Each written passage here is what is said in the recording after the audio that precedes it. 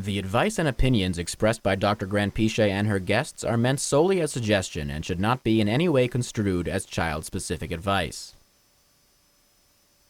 Dr. Doreen Grandpiche is the Dr. Doreen is an expert in autism. Doreen Grandpiche. Dr. Grandpiche. Dr. Doreen Grandpiche. Dr. Doreen Grandpiche is a visionary in the field of autism. Now you can ask her questions on Ask Dr. Doreen. My child goes to sleep fine, but wakes up 10 minutes later and wants me to lay down with him. I genuinely think he doesn't sleep deeply if I'm not there. But I end up falling asleep and sleep horribly. I am exhausted. Help. Yeah, I'm glad you brought that up because I think it would be important for all of our viewers, given our topic this week, for me to just kind of go through a little bit of the process for getting our children to sleep at nighttime. And I think it's a number of different steps, right? And I think it starts with not just, everybody talks about establish a routine, right? And I don't want to just establish a bedtime routine. I want to start with a daytime routine because that also influences the nighttime. And the first part of this is waking your child up at a certain time early enough every day. Based on your child's age, you can look it up, you can talk to your pediatrician and determine how many hours of sleep is adequate and make sure you're not going over that. Sometimes, and not to judge or blame anyone, but sometimes we're so exhausted. I mean, all parents do this when their kids are young, that we just let our kids sleep in if they're sleeping in, right? Because it's a moment of peace that we have in the morning. But it's important to establish a morning routine where you wake your child up at the same time, preferably early, like open the blinds, let the light in, make sure the child is actually waking up. And also depending on the family's choices again, figure out like what age you feel is appropriate to stop your child from napping. A lot of times I have parents who complain about the child not being able to sleep at night, but the child's napping twice during the day and they're past the age of 3. So you kind of need to stop that as well because, your child needs to be tired. Let's face it, your child's not going to sleep if they're not tired, if they're getting their rest elsewhere. So make sure that your daytime routine includes things like physical activity where your child is able to get some work out their energy, right?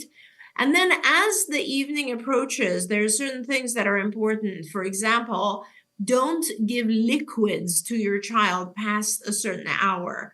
I often recommend 6 p.m., but it depends on every child, your age, the child's, metabolism, etc. Just that if they drink later at night, they're more prone to get up and go to the bathroom multiple times, or they'll be uncomfortable, which will wake them up, right? So this also helps with potty training, by the way. So, eliminate liquids after a certain time. I recommend 6 p.m. Then the other thing is if your child is pretty energetic, make sure that for the last couple of hours, they're not doing something that's going to increase their activity level. They're doing something calming. They could be watching TV. They could be reading a book. They could be listening to music. They could be doing arts, whatever it is, but not something outside active, etc. Because you kind of want the child to start slowing down. And now it becomes time for the nighttime routine. And this really varies for every family. Some families obviously will start it by saying, hey, it's time to take a bath or a shower or whatever. That could be part of the routine. And it does definitely help when you immerse yourself in warm water. Definitely it's going to reduce your activity level a little bit. There's also some parents have told me that it helps a lot if they have their child drink a glass of warm something, like, at dinner time. That helps as well. So those types of things are important. No sugar. That's very important because sugar is going to also make your child more hyper. So just make sure that you're taking care of all that and stick with your routine, right? So we take a bath or a shower, whatever it is, and then you go to the child's room.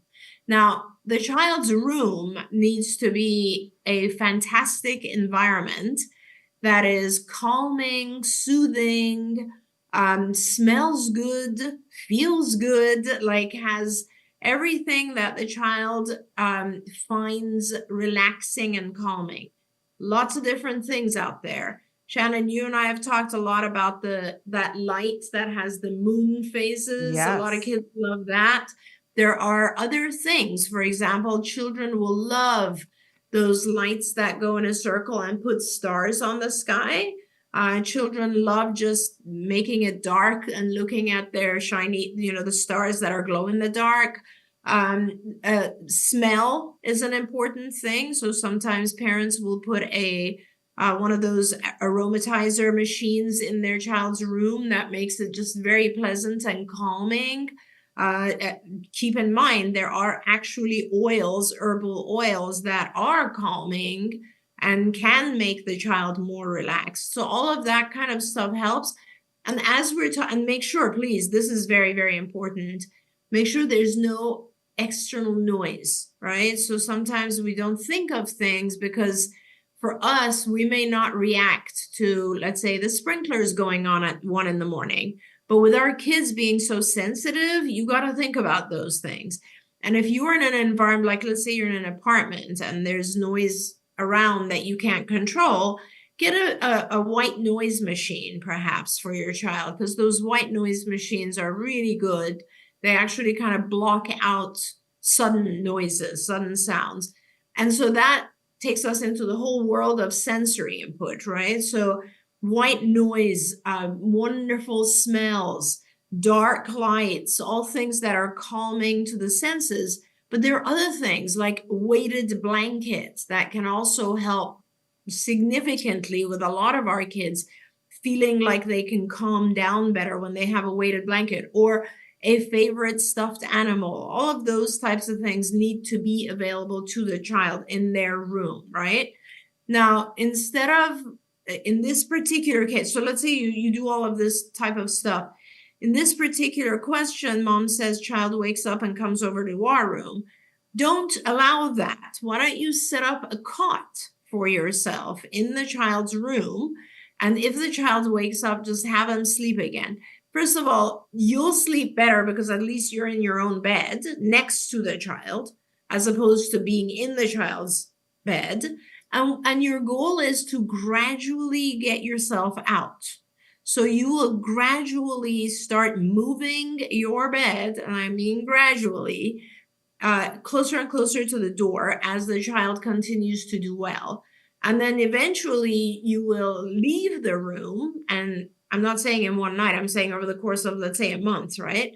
Eventually you'll be out of the door and you will not let your child come out. If they come out, you're still in your bed, air bed or whatever it is, by the door, and you guide them back in. It takes a little bit of time, but kids that way kind of feel safe. There are nowadays amazing two-way monitors as well for children who are just have phobias about this. And so you do it gradually, you make it a very pleasant experience. And remember, if the child has success at any phase, like at the phase where you've moved, a foot away, and they sleep through the night, that's success. If you move outside of the door and they sleep, that is success.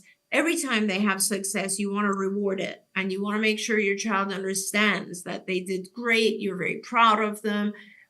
Give them special treats, like this is what you're going for. So I guess those are some of the steps. It's a lot, I know, but it is a process. Don't forget, you can watch Ask Dr. Doreen live every Tuesday morning at 10 a.m. Pacific time. We hope to see you there.